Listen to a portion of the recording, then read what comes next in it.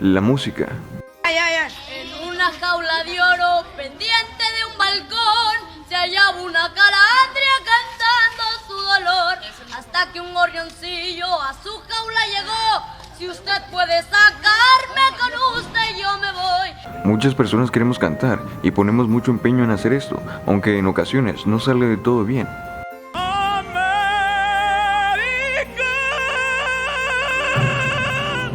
La música parece ser un factor importante para los seres humanos, aunque incluso muchos otros animales parecen disfrutar también de la música. Solamente es la salvación, se encuentra en él, no hay otro nombre dado a los hombres, solamente en Cristo, solamente en él. Incluso algunas culturas tienen ciertas características musicales que los distinguen de otras culturas. ¿Pero por qué? ¿Qué es lo que hace la música algo tan importante para los seres humanos? Bien, antes de entender todo esto, tenemos que entender que la música no existe fuera del cerebro. La música solo existe en el cerebro, porque el sonido solo existe en el cerebro. Oílo, y luego dice que estudió. Yo sé que parece que estoy equivocado, pero no es así. De hecho, esto tiene una razón de ser. El sonido, o mejor dicho, la interpretación del sonido, surge como una interpretación de ciertas ondas que se propagan a través de un medio como el aire. No me malinterpretes, los mecanismos por los que se produce el sonido sí existen, y existen, aun si nosotros no pudiéramos escucharlos. El sonido y las ondas sonoras surgen como el movimiento de ondas mecánicas que se propagan a través de un medio como el aire, y nosotros podemos interpretar estas ondas mecánicas como sonido, porque nuestro cuerpo puede reconocer las características de estas ondas mediante la audición. Para hacer esto más sencillo al explicar, digamos que por alguna razón pierdes el sentido de la audición, no puedes escuchar nada. Esto no quiere decir que las ondas sonoras que están a tu alrededor hayan desaparecido, solamente quiere decir que no puedes interpretar estas ondas como sonido. Si por alguna razón perdieras el sentido de la audición y mientras yo esté hablando no puedes escucharme, no quiere decir que las ondas sonoras que yo emito al hablar y las características de estas ondas hayan desaparecido, solamente quiere decir que no puedes interpretar estas ondas como sonido. Si un árbol cae en el bosque y no hay nadie cerca, ¿hace ruido? ¡Por supuesto! Pero Bart, ¿cómo puede existir el sonido si no hay quien lo escuche?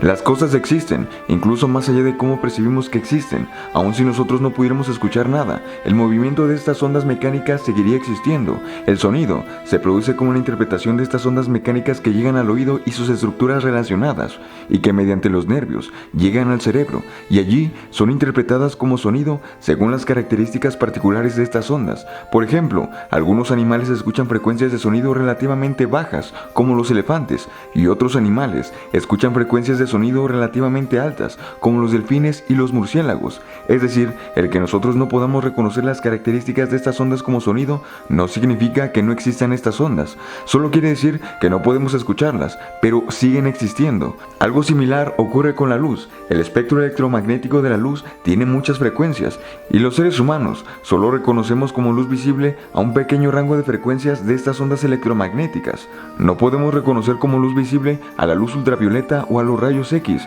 y aunque no podamos ver los rayos X o la luz ultravioleta, estas siguen existiendo, porque las cosas existen, incluso más allá del cómo nosotros percibimos la manera en la que existen. Entonces ya establecimos que el sonido surge como una interpretación en el cerebro a ciertas ondas que se propagan por un medio como el aire. Pero algo importante que también tenemos que entender es que muchos otros animales pueden reconocer y generar diversos sonidos. Si bien muchos otros animales se pueden comunicar de cierta manera mediante el sonido, la comunicación en los seres humanos mediante el sonido es aún mucho más compleja, porque el lenguaje de los seres humanos es mucho más complejo y articulado. Los seres humanos estructuramos e identificamos diversas cualidades del sonido para poder comunicarnos mediante códigos, como por ejemplo el idioma. Aunque en ocasiones el lenguaje humano puede parecer algo extraño. ¿También puede decir algunas palabras respecto a la preocupación de la ciudadanía? Algo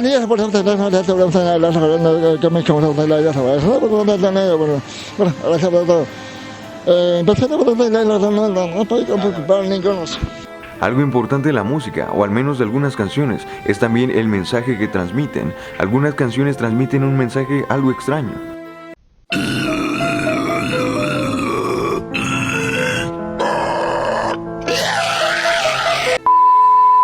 Pero Pero también existen otras canciones que transmiten un mensaje que nos hace incluso llorar.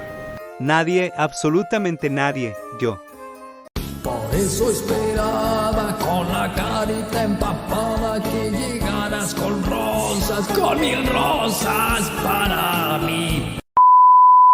El mensaje de algunas canciones parece tener cierto grado de importancia, porque este mensaje puede relacionarse con ciertas memorias y desencadenar ciertos recuerdos, o bien puede ser que imaginemos ciertos escenarios ficticios. Y esto surge en parte en cómo nosotros reconocemos ciertas cualidades del sonido y cómo reconocemos cierto lenguaje en las canciones. Aunque también existen casos en donde no podemos comunicarnos del todo mediante el habla.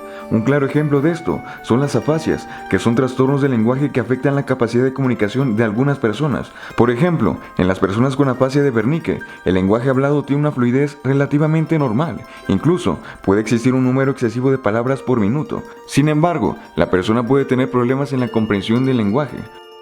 Esta es tu hija, que se llama... ¿Cómo se llama tu hija? Pues poca jaza. Una radio esto lo cogía. A ver si te sale, venga, que esto tu hija se pondrá muy contenta si le nombras, hombre. Esto cógelo, vamos a intentarlo, vamos a intentar. Esto sí que lo hemos... Por otro lado, en la afasia de Broca, la comprensión del lenguaje es relativamente normal. Sin embargo, la persona puede tener problemas en la capacidad para producir el lenguaje hablado.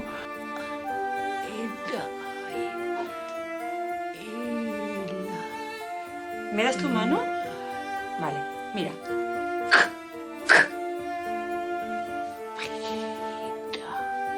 Lo anterior mencionado puede ocurrir debido a lesiones en algunas áreas cerebrales relacionadas con estas funciones.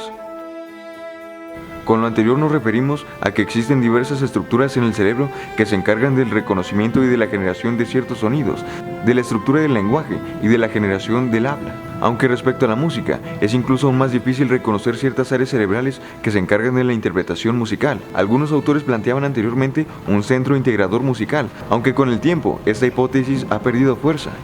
Cada cerebro es relativamente diferente y su anatomía, es decir, su estructura, es en cierto grado única para cada individuo. Algo que resulta muy interesante es que investigaciones en años más recientes han demostrado algunas diferencias neuroanatómicas, es decir, diferencias en la estructura cerebral entre músicos y no músicos. Incluso se ha demostrado que el entrenamiento musical modifica la estructura cerebral en cierto grado, y esto está relacionado con el tiempo de entrenamiento musical. Algunas personas piensan que escuchar cierto tipo de música te hace más tonto o más inteligente, pero lamento decepcionarte, escuchar música clásica no te hará más inteligente. Si bien existen algunos estudios que planteaban esto anteriormente, como el llamado efecto Mozart, estos estudios tienen diversas limitantes y no consideran muchos otros factores. Los gustos musicales tienen diversas razones de ser, tienen que ver con la cultura, con el idioma, con el ambiente social e incluso la mercadotecnia y muchos otros factores más. Así que no, escuchar cierto tipo de música no te hace más tonto o más inteligente. Sin embargo, algo que sí se ha estudiado es que tener cierto grado de entrenamiento musical puede mejorar el coeficiente intelectual. Existen algunos estudios que muestran un aumento en el coeficiente intelectual de personas que han adquirido algunas habilidades musicales durante la infancia, como el cantar o tocar algún instrumento.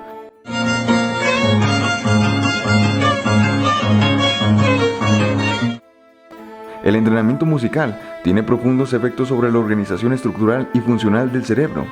Es por eso que puedes ver a personas que quizá en un momento no tenían una gran habilidad musical.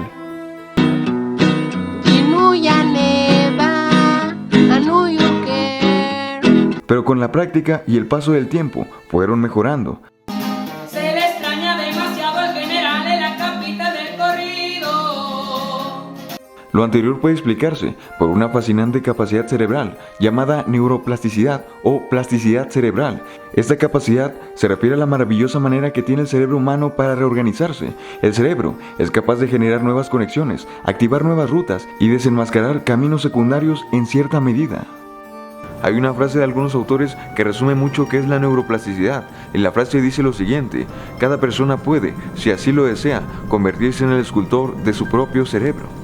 Es de esperarse que el entrenamiento musical induzca ciertas adaptaciones específicas, mejorando diversas habilidades, por ejemplo, mejorando las habilidades sensitivas como la audición o mejorando habilidades motoras, es decir, de movimiento, como los movimientos de las manos que se necesitan para tocar de manera armónica y coordinada algún instrumento.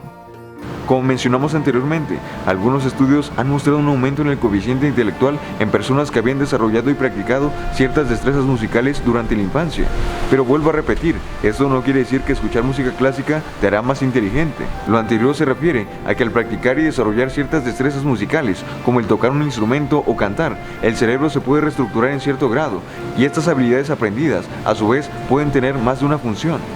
Algunos estudios han proporcionado evidencia de que el entrenamiento musical tiene implicaciones en la inteligencia.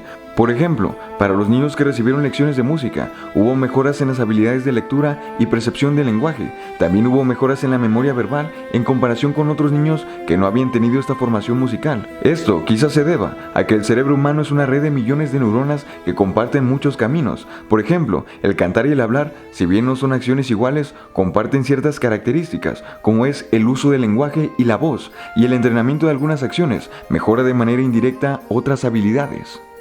Si bien la música no parece ser un factor importante para sobrevivir o bien reproducirse, la música sí parece ser importante para algunos seres humanos.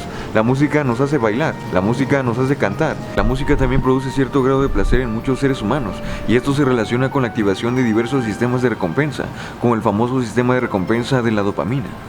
Un estudio mostró que en personas que cantaban por hobby existían cambios en los marcadores fisiológicos de la felicidad cuando estaban cantando, es decir, antes y después de que cantaban, cambiaron los niveles de las sustancias que se relacionan con la felicidad, como la serotonina, la norepinefrina y los niveles de beta-endorfina. Los niveles de estas sustancias fueron significativamente más altos después de cantar que antes de cantar, aunque esto es más complejo de lo que realmente parece.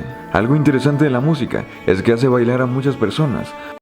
Amarillo, amarillo, amarillo, amarillo, amarillo, amarillo, amarillo, amarillo. Una posible explicación a esto es la relación de la música con el sistema de neuronas espejo, que involucran una conducta imitativa. Por ejemplo, se ha encontrado que después de escuchar algún tipo de música por cierto tiempo, la frecuencia respiratoria se sincroniza con el tiempo. La música con un tempo rápido, sin importar el estilo, eleva la frecuencia cardíaca, la frecuencia respiratoria y la presión arterial. Aunque quizá esto sea tema para algún otro momento. Todo lo que mencionamos anteriormente solo muestra una pequeña parte entre la relación de la música y los seres humanos. La relación entre la música y los seres humanos es mucho más compleja y ha existido durante muchos años y también se ha modificado con el paso del tiempo, pero quizá hablaremos de eso en algún otro momento. En fin, eso fue todo por el video de hoy. Nos vemos en el siguiente video, camaradas. Hasta pronto. Saludos para Alejandro Ortiz, Eduardo Barajas, Mario López, Pedro Pablo, Chevo Franco, Roberto Gama, Robert Jiménez, Esme, Cintia Line, Mario GB, Felipe Madrid, Mike Martínez y Anthony Durán.